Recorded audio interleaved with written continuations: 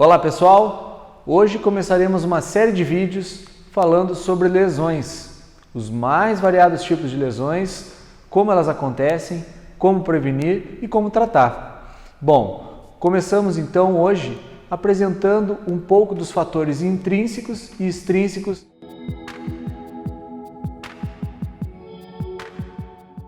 Quem nunca teve uma lesão muscular? Pequena, grande, mais grave, menos grave, enfim. Os tratamentos hoje estão muito mais perto da população porque eles estão cada vez mais direcionados ao exercício. Eles são menos medicamento e mais exercício.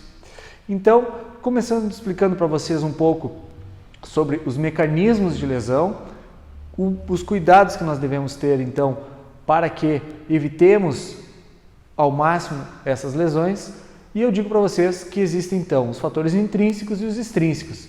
Os intrínsecos geralmente eles estão atrelados ao nosso funcionamento, ao nosso alinhamento corporal. Como que as nossas fibras musculares elas estão? Então, vou falar para vocês um pouquinho desses fatores, apresentar para vocês e nos próximos vídeos nós vamos fazendo um apanhado mais aprofundado em cada fator desses aí. Os fatores intrínsecos, geralmente, eles estão atrelados ao funcionamento, ao deslizamento da nossa musculatura durante a execução de algum movimento. Esse movimento ele pode ser um movimento simples, um movimento rotineiro ou até mesmo um gesto esportivo. Então, encurtamentos musculares são uma das causas de maior prevalência de lesão. Então, trabalhar essa valência é muito importante. A flexibilidade muscular, o alongamento muscular. Além do encurtamento, o enfraquecimento muscular, que geralmente se dá pelo desuso daquela musculatura, por não darmos o estímulo necessário àquele grupo muscular para que ele se faça ativo, para que ele se torne um músculo saudável. Outra linha muito interessante de pesquisas fala muito do desalinhamento da musculatura, das fibras. E isso também pode ocorrer ou por pequenas lesões mal curadas ou mal tratadas, ou também, muitas vezes, por deformidades oriundas da nossa rotina, do nosso trabalho, da nossa ergonomia habitual. Prevalência muito grande também de lesões derivadas da idade, do sexo da pessoa. Isso, infelizmente, sabemos que aonde a idade começa a avançar, o risco de lesões ele se torna maior. Para combater isso, o exercício, sempre exercício. O exercício é o melhor remédio. Nas mulheres, geralmente, também tem o risco maior de lesões naturalmente. Quando se leva para o lado de atividades, os homens acabam se tornando um pouco mais suscetíveis, muito em função de menos cuidado. Geralmente as mulheres são muito mais cuidadosas e zelosas pela sua saúde e os homens acabam então entrando em situações onde colocam em risco a sua integridade física. Outro fator muito importante, falta de mobilidade articular ou excesso de mobilidade articular. Existem pessoas que têm frouxidão ligamentar e isso gera um grande excesso de mobilidade e isso faz com que durante a execução de um movimento esta pessoa possa estar realizando uma amplitude muito grande, onde a musculatura não consegue gerar a resistência necessária para que tenha um movimento seguro.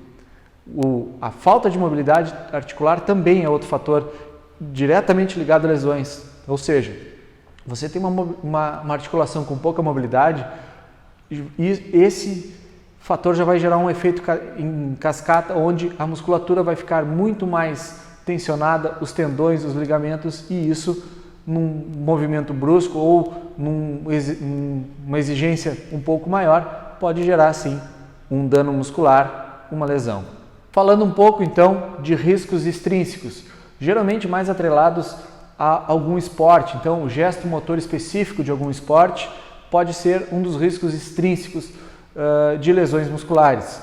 Também o treinamento, esse treinamento está sendo feito de forma correta, ele está reconhecendo a importância de todas as valências, como trabalho de força, trabalho de flexibilidade, mobilidade, o aquecimento.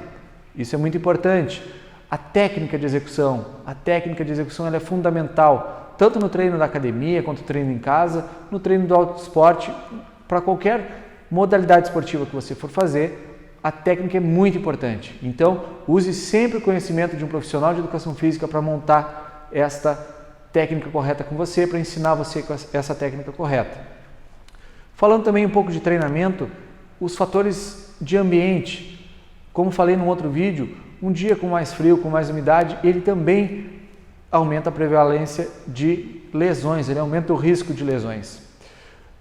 Uma coisa importante, fora um pouquinho do protocolo que eu estudei para esse vídeo, nós temos a lei do uso e do desuso. Isso é muito visto no nosso dia a dia. Então, se você tem um corpo ativo, tem uma saúde fisicamente ativa, provavelmente alguns gestos motores você não faz. Então, quando for praticar esse gesto motor ou uma atividade física diferente, tenha mais cuidado. Você está preparado para alguns gestos motores e de repente para outros não. Outros fatores, então, extrínsecos. A alimentação. Como que está a sua alimentação? A sua alimentação está adequada para que você possa fazer o esporte ou ter um desgaste um pouco maior? A alimentação é fundamental para que você tenha os aportes necessários durante o seu treino e que a sua musculatura vai fazer o uso desses aportes. Finalizando esse vídeo, falo também para vocês da importância da correção do uso dos equipamentos, sejam os equipamentos na academia, no treino funcional, no crossfit, no esporte. Aprenda a usar corretamente os equipamentos, porque eles geralmente dão uma sensação muito grande de segurança, mas para você ter essa segurança, que é o objetivo principal de um equipamento, você tem que aprender a manuseá-lo. Então, preste muita atenção nesse manuseio. E quando você pratica um esporte competitivo, também entenda qual é o nível de competição que você vai estar enfrentando.